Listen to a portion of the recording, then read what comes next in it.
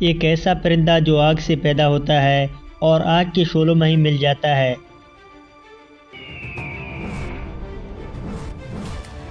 اس کی زندگی لافانی ہے، وہ تمام پرندوں کا بادشاہ ہے۔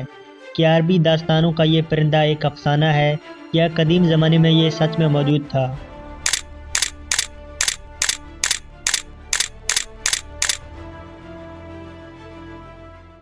دنیا میں کئی قسم کے پرندے موجود ہیں جو اس کائنات کی خوبصورتی میں چار چاند لگاتے ہیں، لیکن ان میں ایک پرندہ ایسا ہے جو اپنی دلچسپ اور حیران کن خصوصیت کی وجہ سے صدیوں سے زیر بحث رہا ہے، جسے سی مرغ یا فینکس کہتے ہیں۔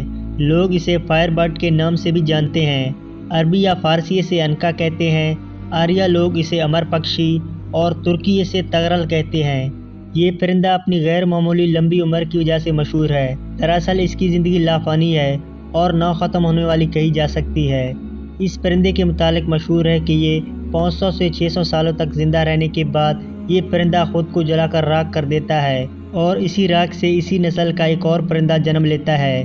اس پرندے کے متعلق ہر تہذیب اور قوموں میں مختلف کہانیاں موجود ہیں، پھر وہ قدیم چین ہو، بھارت ہو، عرب ہو یا پھر فارس۔ مورخین کے مطابق یہ پرندہ پہلے عرب میں پایا جاتا تھا۔ یہ پرندے کوہ کاف میں رہتے تھے جو قدیم دور کا ایک طلسماتی شہر تھا۔ کہتے ہیں کہ اس پرندے نے کبھی بھی زمین کو نہیں چھوا۔ سی مرغ نہایت ہی خوبصورت ہوتا ہے۔ اس کے پر جوموری رنگ کے اور دم نیلی، سبز اور سنہری ہوتی ہے۔ یہ دکھنے میں کسی بڑے عقاب کی مانند ہوتا ہے۔ سی مرغ دنیا کے تمام علوم سے واقفیت رکھتا ہے اور بہت وفادار ہوتا ہے۔ 5ویں قبل مسیح میں ہیٹروڈوٹس نے لکھا تھا کہ عربی لوگ ایسے پرندے پر یقین رکھتے ہیں جسے میں نے صرف تصویروں میں دیکھا ہے۔ 500 سالوں بعد یہ خود کو جلا کر ایک اور نیا جنم لیتا ہے۔ سی مرغ کے آنسو بیماریوں کے علاج کے لیے استعمال ہوتے ہیں اور ان کے آنسوؤں میں شفا رکھی گئی ہے۔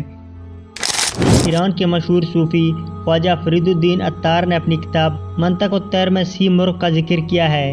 اس کتاب میں ایک دلچسپ حکایت موجود ہے جس کے مطابق تمام قسم کے پرندے ایک جگہ پر جمع ہوئے۔ سب نے کہا کہ زمانے میں کوئی بھی ملک بادشاہ سے خالی نہیں ہے، لیکن ہمارا کوئی بادشاہ نہیں ہے، لہٰذا ہمیں مشورہ کر کے اپنا ایک بادشاہ مقرر کرنا چاہیے۔ اس لیے پرندوں کی ایک میٹنگ بلائی گئی۔ ہدہد جو اس وقت تک اس میٹنگ سے غیر حاضر تھا وہ اس اجتماع میں آیا۔ ہدہد وہ پرندہ تھا جسے اللہ نے عقل کامل عطا کیا تھا۔ ہدہد نے تمام پرندوں سے کہا، اے پرندوں، بے شک میں پیغام رساں ہوں اور غیب کی باتوں کو بتانے والا ہوں۔ میں حضرت سلیمان علیہ السلام کے ساتھ رہ چکا ہوں اور ان سے ہم کلام ہونے کا شرف حاصل ہے۔ میں تم سے کہیں زیادہ احترام و عزت رکھتا ہوں۔ میں ایک ایسے پرندے کو جانتا ہوں جو ہمارا بادشاہ ہے۔ اگر تم میرے پیچھے چلو تو میں تمہیں اس پرندے کے پاس لے جا سکتا ہوں۔ بے شک ہمارا بادشاہ وہی پرندہ ہے جس کا نام ہے سی مرغ، جو کوہ کاف کی وادیوں میں رہتا ہے، مگر اس تک پہنچنے کا راستہ بہت لمبا اور طویل ہے۔ راستے میں کئی خطرات کا سامنا ہوگا۔ اس راستے پر چلنا کسی مضبوط دل والے کا کام ہے۔ لہٰذا پرندے سی مرغ کے بارے میں جان کر اس کو دیکھنے کے لیے بے قرار ہو گئے۔ چنانچہ تمام پرندوں نے اس راستے پر چلنے کا پکا ارادہ کیا۔ سفر سے پہلے ہدہد نے اس راستے کی تفصیل بتائی۔ اس نے بتایا کہ تمہیں اس راستے میں 7 وادیوں کو پار کرنا ہوگا۔ پہلی وادی استغنا ہے۔ یہ وادی بے نیازی کی وادی ہے جہاں ہر چیز کی حیثیت کم ہو جاتی ہے۔ دوسری وادی عشق کی وادی ہے۔ اس وادی میں جو بھی جاتا ہے وہ آگ بن جاتا ہے۔ تیسری وادی طلب کی وادی ہے۔ اس وادی میں مشکلات کا سامنا ہوتا ہے۔ چوتھی وادیت معرفت ہے۔ اس وادی میں جانے کے کئی راستے ہیں کہ چلنے والا کھو جاتا ہے۔ 5ویں وادی توحید کی وادی ہے۔ اس وادی میں کثرت بھی عبادت نظر آتی ہے اور یہ راستہ ایک پیچیدہ راز ہے۔ 6ٹھی وادی حیرت کی وادی ہے۔ یہاں صرف درد اور حسرت ہی ملتا ہے۔ 7ویں اور آخری وادی فقر و فنا ہے۔ یہ وادی فراموشی اور بے ہوشی کی وادی ہے۔ یہاں تک پہنچنے والا دیوانہ ہو جاتا ہے اور یہاں گم ہو جاتا ہے۔ پرندوں نے سفر کا آغاز کیا۔ تمام پرندے تھک کر چور پڑ گئے، کچھ بیمار پڑ گئے، کچھ کی حالت بدتر ہو گئی۔ پرندوں کے بالوں پر خون آلود ہو گئے، وہ آوازاری کرنے لگے۔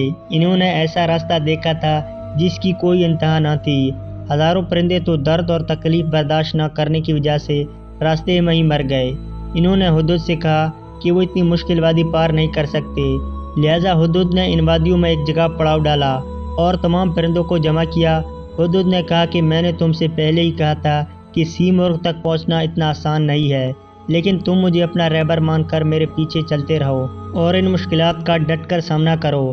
حدود نے کہا کہ اس فانی دنیا کی محبت اپنے دلوں سے نکال دو، تمام خواہشات کچل ڈالو اور اپنے دل کو پاک کرو۔ پرندے پھر سے حوصلہ مند ہو گئے، ہمت باندھا اور ہزاروں لاکھوں پرندے صف بہ صف حدود کے پیچھے جانے لگے۔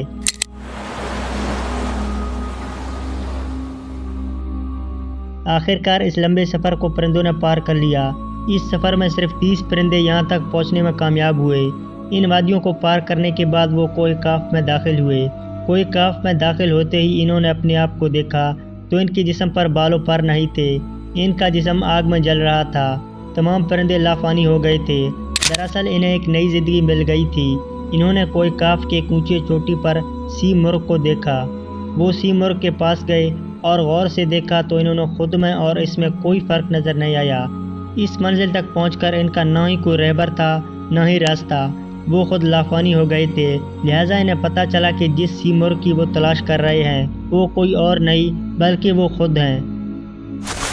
دراصل اس سی مرغ کی حکایت کے ضمن میں خواجہ فرید الدین عطار نے تصوف کا مکمل مقدمہ پیش کر دیا ہے، یعنی کس طرح ایک بندہ دنیاوی خواہشات، نفس پرستی اور ہر چیز کو نیست و نابود کرنے کے بعد تصوف کے تمام منزلوں کو پار کر سکتا ہے، اور جب انسان تمام منزلیں طے کر لیتا ہے تو وہ فنا ہو جاتا ہے اور اسے معرفت مل جاتی ہے۔